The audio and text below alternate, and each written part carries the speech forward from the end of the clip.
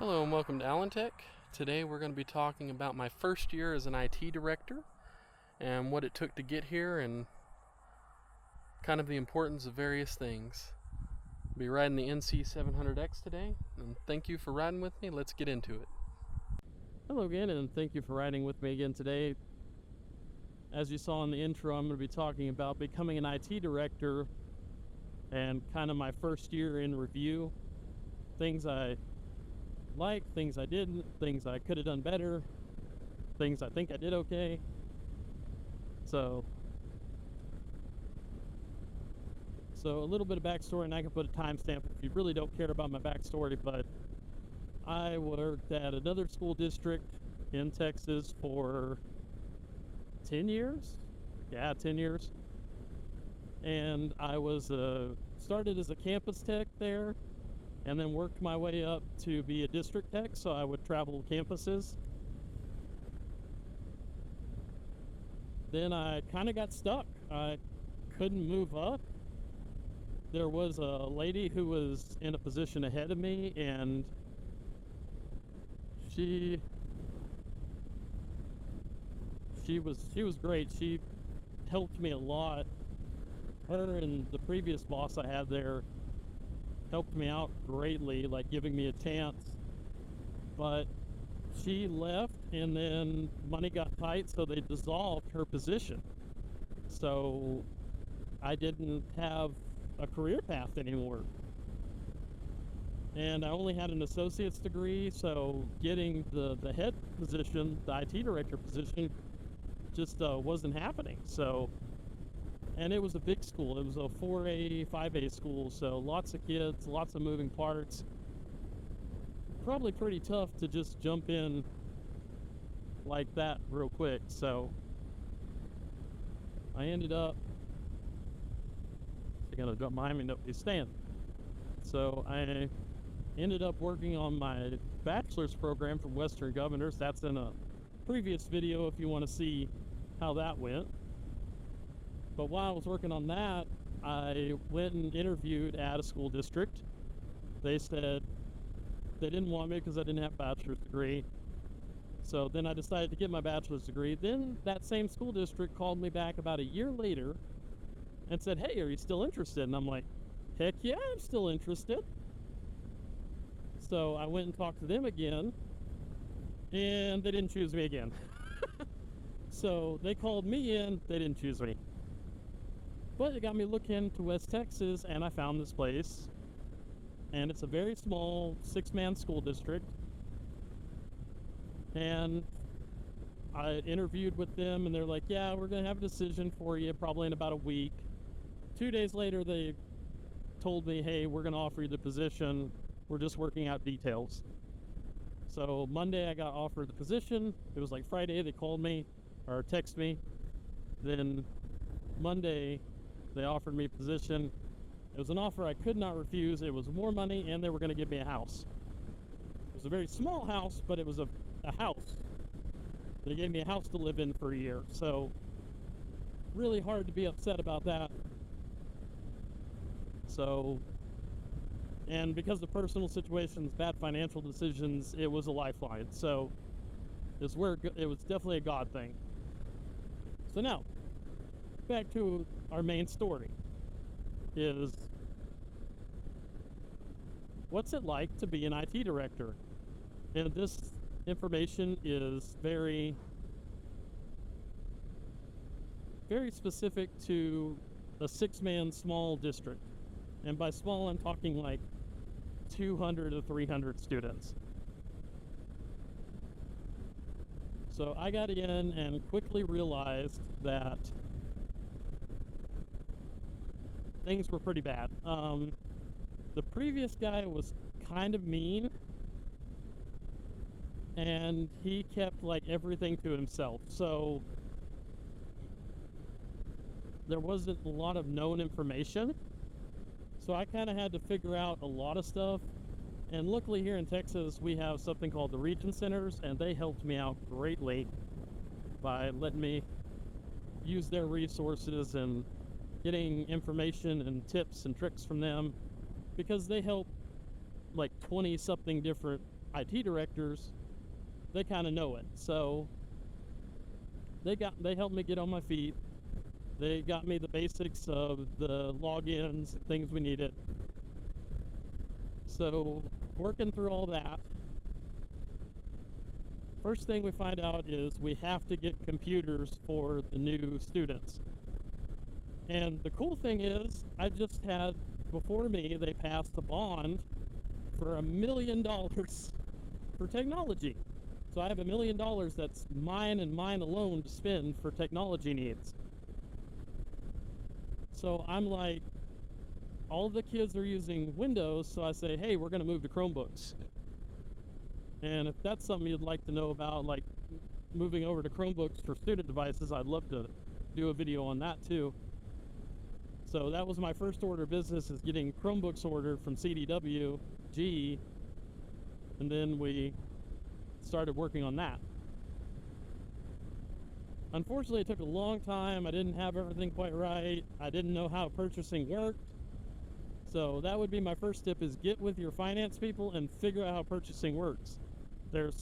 Each district does it slightly different as to how things should be purchased and who they can be purchased from. That was where I messed up. I got quotes from all sorts of people, but 2 of the places I couldn't even use because they weren't a part of our programs.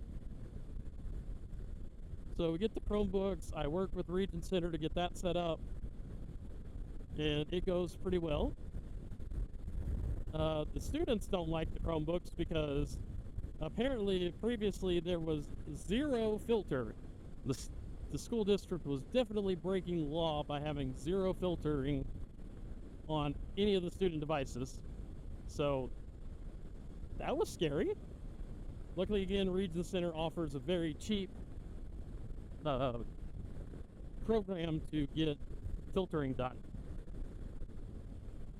So I got filtering on there. Next order of business is they want me to order Chromebooks for the lower grades. I do that. There was a program they use for managing iPads, and it's called Meraki from Cisco, and it's very expensive.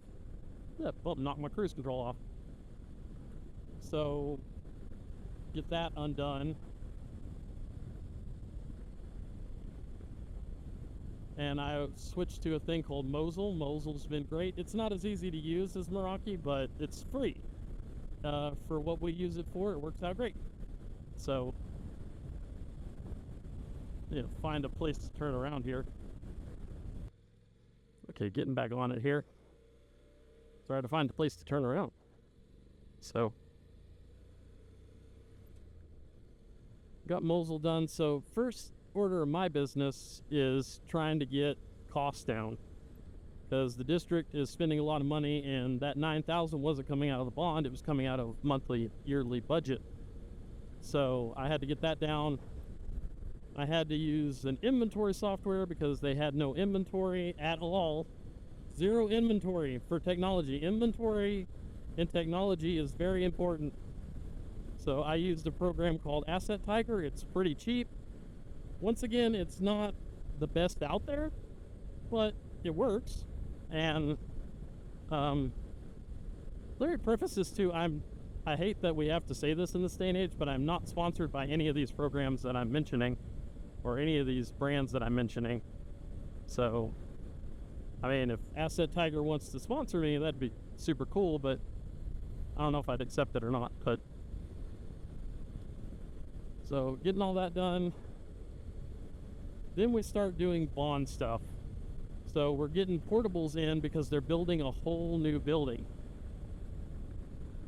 Well, whenever the portables are coming in during New Year's break, Christmas/New Year's break, one of them runs into a fiber line that I have running across a parking lot and breaks it. So now we have 3 of our buildings that do not have internet because that fiber line is down.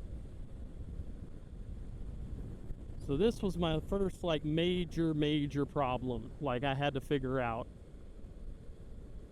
So I call a couple companies. We finally find one that will come out and look at us, because again, we're a small school district, so fiber is a big business right now. Lots of people are going to fiber and doing stuff in fiber, so little school district with one line is not a big deal.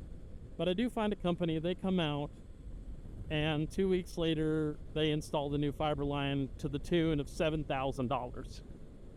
And it was only that because they were able to reuse some of our fiber line, so that's why it was cheap. Not cheap. Fiber works not cheap. Let's keep that in mind. So that was my first emergency. Then I have to, like I said, this is specific to the school I'm working for. I had to wire up switches and Wi-Fi to the new buildings. Have to get all that sorted. So just a lot of little busy work. And keep in mind, I am the guy. This is a small school district. I went from having a team of 10 to me and the Region Center, because I partnered with them for 40 hours of service. So I'm doing pretty much all this, alone. I'm doing all the cabling, all that stuff. I am very lucky I have a person that deals with accounts, online accounts. She's great, love her, but everything else is me. So we get that done, portables are coming, they get done, then it's pretty much just kind of cruising. I take care of little issues, Chromebook issues, teachers have problems, they'll bring a computer to me, smart boards have problems, I take care of those.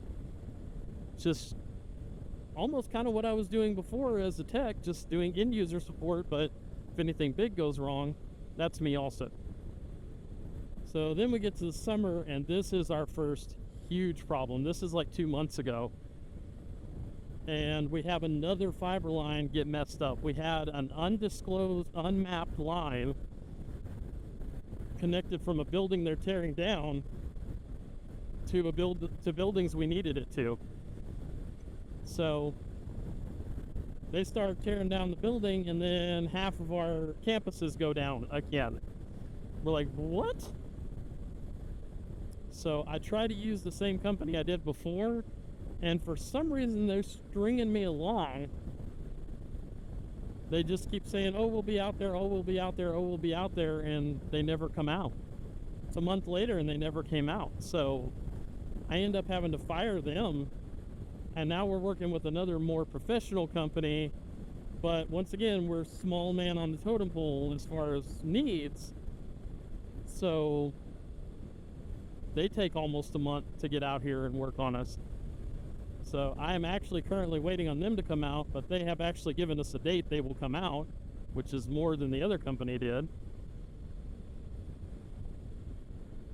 So that's mainly how it goes. It's as an IT director in a small school district, it's a lot of end user support, a lot of customer support kind of things that you would do, working with students, working with teachers, and keeping up with the inventory and the server rooms, just the day-to-day.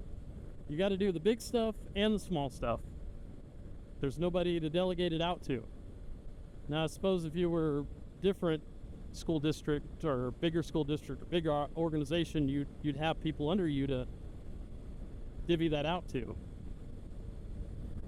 But my little school district's not like that. I'm the guy. So if you're going to be a IT director in a small school district in Texas, you're going to have to be ready for, you're going to be doing a lot by yourself.